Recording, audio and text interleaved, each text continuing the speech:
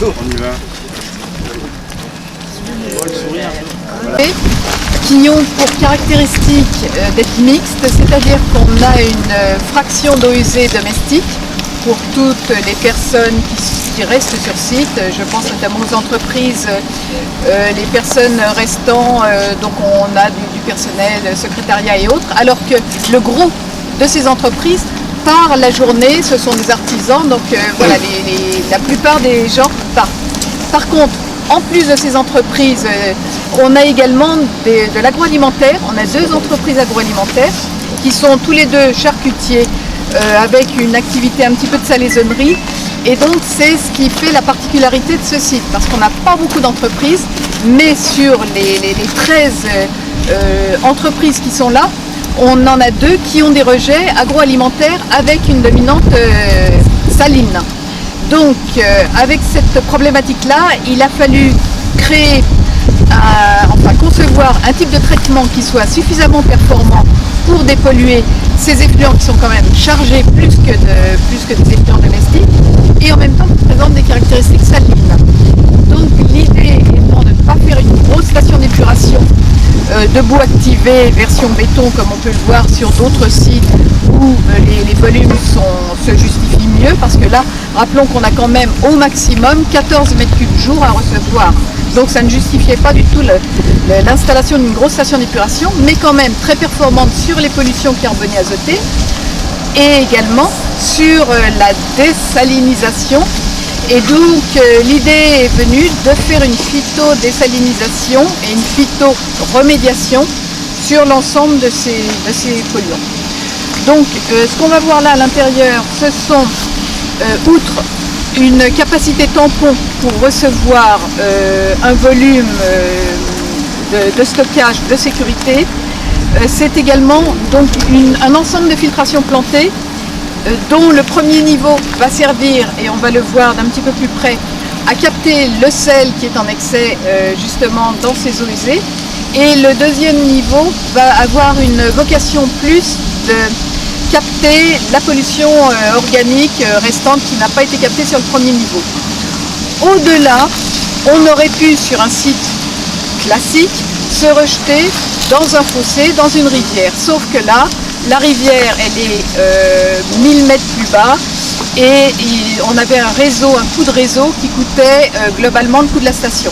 Donc on s'est dit, on va essayer d'aller au-delà dans la performance de dépollution de la station et faire un rejet très propre dans la zone humide qui est affleurante. Donc on a une zone humide qui est juste dans ce petit alvègue et l'idée c'est donc de rajouter, au-delà des filtres plantés qu'on va voir, 2 autres niveaux de traitement, un rejet végétalisé, une zone de rejet végétalisé et une zone de contact rivulaire qui finalement représente le contact entre la surface du sol où on va infiltrer les eaux et la zone humide.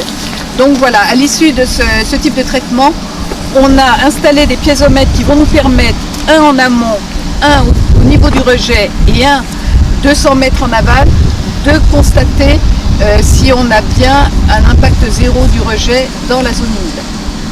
Donc je vous propose avant la première, l'étage vertical, une infiltration des eaux verticales. Le second étage, on aura un cheminement des eaux horizontales. Et cet ouvrage anticipe l'éventuel besoin d'une 3e file le moment venu si ça arrive, si le besoin se fait sentir. Donc chaque file comporte 2 niveaux, on le voit, ce premier étage, le deuxième étage. La granulométrie, matériaux drainants qui nous permet de recevoir et de piéger des matières en suspension qui n'auraient pas été piégées dans l'ouvrage de tamisage et la cloison cyphoïde qui sont en fait là-bas à l'arrivée des eaux usées. Des plantes qui, elles, sont choisies pour leur capacité à se développer dans un milieu qui est salin, comme on le disait tout à l'heure, et en même temps avec une forte proportion organique, de pollution organique. j'en profite pour le dire, je ne l'ai pas dit tout à l'heure, proportion organique bien supérieure à celle d'eau domestique. Donc on n'est pas dans un concept classique de station d'épuration, phytoremédiation d'eau domestique. Et le deuxième niveau, on va aller s'en rapprocher. De là,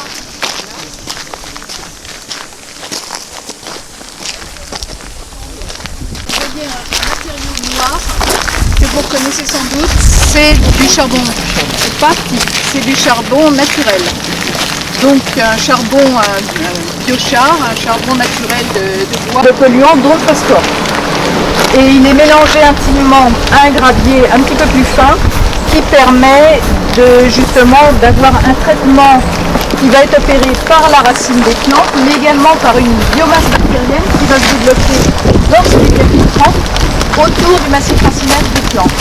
L'objectif étant qu'avec les années, ces plantes se développent de plus en plus et occupent tout le volume et soient de plus en plus performantes. Laisser pendant les premiers mois se développer les végétaux, là on va avoir une période de dormance d'hiver et au printemps les végétaux vont reprendre et l'objectif, certains sont rampants, d'autres vont pousser en hauteur, mais sont choisis tous pour leur capacité à développer un fort massif racinaire, puisque ce sont les racines qui vont travailler et dépolluer.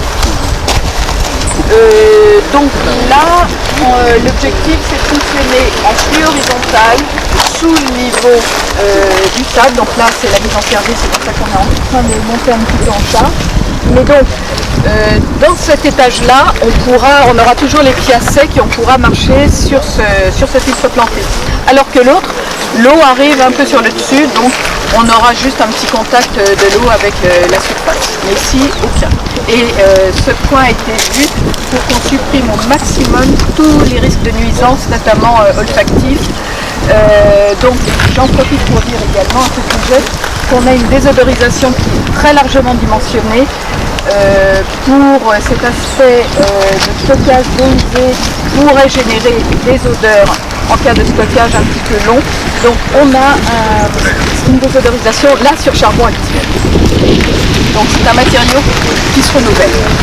Donc les travaux ont été faits par l'entreprise Westpure donc pour tout ce qui concerne les terrassements, les réseaux, les matériaux.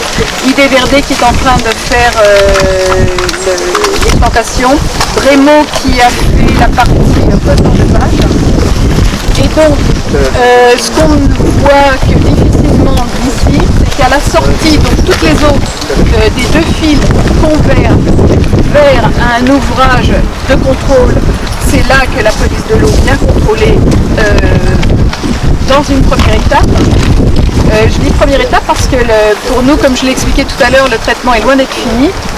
On va ensuite dans l'ouvrage qu'on voit au pied du poteau électrique en béton, qui est la fameuse zone de rejet végétalisé. Et donc cette zone-là est une zone de traitement complémentaire qui va être plantée d'espèces dépolluantes encore une fois, avec un petit temps de contact et une possibilité d'infiltration. Et au-delà de ce petit bassin, on a une grande noue naturelle reconstituée le plus naturellement possible, plantée avec des espèces qui sont communes à la zone humide et qui vont venir finalement compléter totalement la dépollution. Et également cette grande noue qui est la zone de contact entre la surface et la zone humide qui se trouve en dessous.